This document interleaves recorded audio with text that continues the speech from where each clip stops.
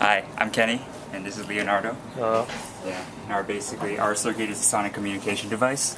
So at a very high level, what it does is it reads in T-scan codes from the keyboard. This transmitter, MCU, interprets that and transmits it as dual-tone signal over the speaker. So there's a speaker and then there's a microphone, which is the receiver. yes. Okay. And then basically that gets picked up. The hardware does some handling, and then it gets fed into the receiver, which interprets that data and transmits the LCD. So there's a lot of hardware going on here that Leonardo is going to talk about. Well, Okay. yeah. Mostly what the microphone does is, okay, so we get the signal, we filter it out a little bit, and we send to two-tone decoders to look for the two frequencies we are using.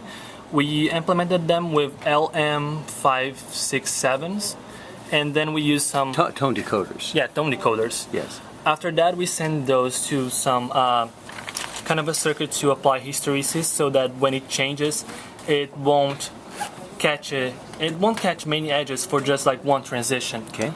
After that, we just use that to cause interrupts in the receiver microcontroller, and from that we can read the data.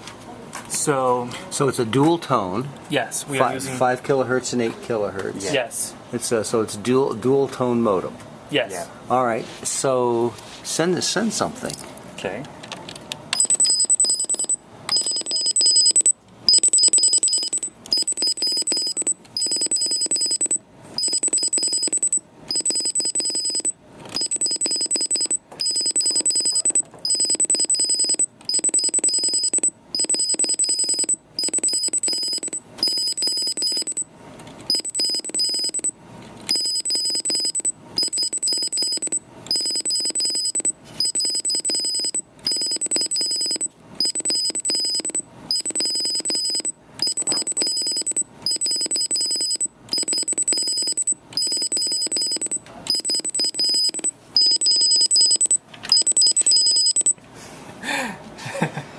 How'd it Okay. do? It got one bad character out of the 20. Mm-hmm. It says hop instead of hope. But that's not bad. All right. So, this is a project. Acoustic modems were big 20 years ago, and that's how you hooked up a phone to that's how you got internet in your house, was an acoustic modem. Yes. And this makes you realize just how hard it is. It is so Yeah, hard. definitely. I mean, yeah.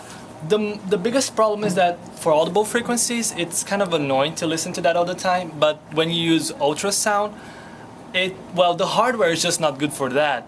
Every microphone and speaker cuts off at 20 kilohertz. Yeah, they're all tuned for a human range of hearing. Right. So it's really hard to find like a good frequency to work with. Well, it turns out that the old 9600 baud modems all had a bandwidth of 3 kilohertz, That's horrible. but they transmitted on 400 or 500 channels inside that 3 kilohertz. nice. That's how they got the speed up. But it's quite difficult Yeah. to get the speed up, but you got it working nicely.